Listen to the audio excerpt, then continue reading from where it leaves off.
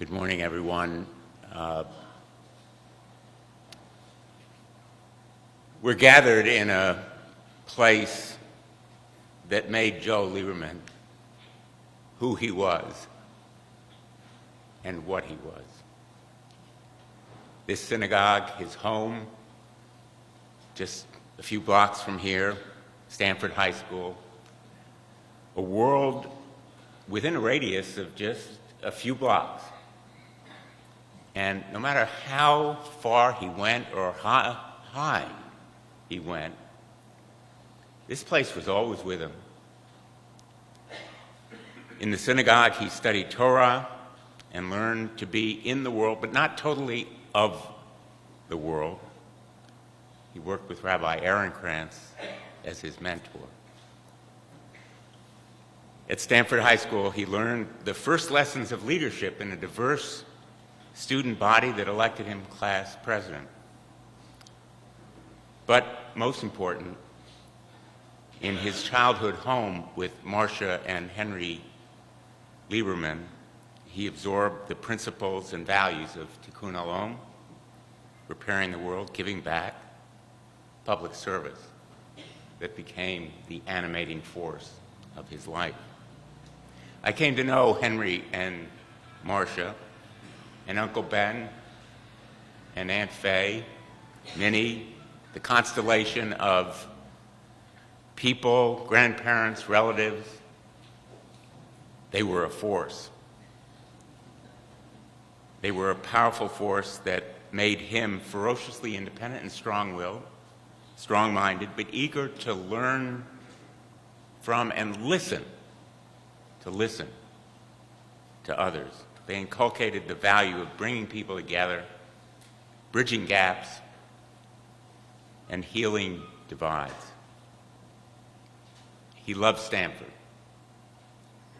When I met him over many occasions, it was usually down the block at the diner for a cup of coffee. He loved this place because it gave his family a home, a family of immigrants, his grandparents coming to this country. Stanford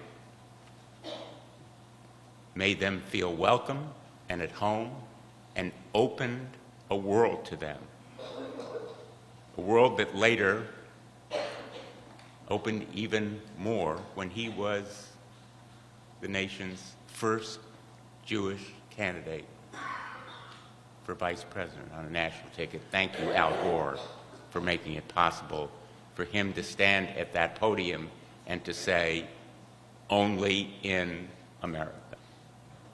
He believed in the American dream more than any particular issue or position.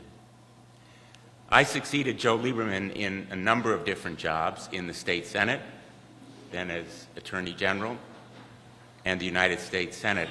The 2 years that we overlapped as colleagues in Washington were a master class in bipartisan persuasion and legislating. With Senator John Breaux of Louisiana, he formed the Kosher Cajun Caucus. And he invited colleagues to partake of their recipes. He traveled the world with John McCain. I traveled with John as well, and he often joked that he loved traveling with Joe because he usually had Saturday mornings off when Joe went to synagogue.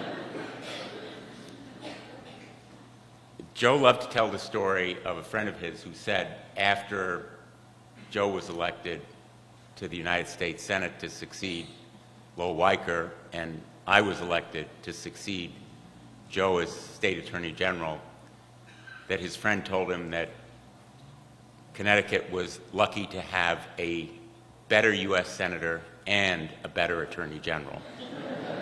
I'm not sure he believed it.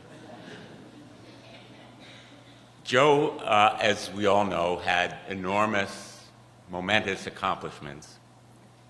Among them, he helped form the Department of Homeland Security, and he built the modern intelligence community, a structure which has protected our nation from terrorist threats and attacks both from within and without.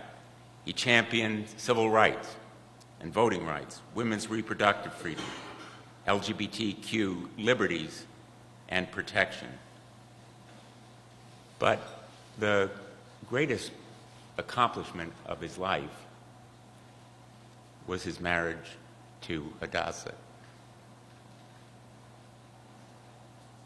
and their children and grandchildren. In all the conversations I had with Joe, we would talk about our children, and his face would alight with joy and pride. And that's what I will always remember most about Joe. Of all the great forces in Joe's life, Hadassah was the greatest. And I recall talking to Matt and D-Conn, the marriage that took place here, which many of us attended, a time of such great joy. Over the years, I watched Joe disagree with colleagues, disagree with me. But as the saying goes, he was never, ever disagreeable. He had a gift for differing, but never dividing. And when he and I differed, we ended our conversations with a smile, because he believed in listening. He truly believed in civility and listening. And what I will remember about Joe, and the picture always in my mind, will be of him listening to someone, because he believed that every person has a story, and every story is worthy of respect. Sadly, his story ended too soon, and we will miss him.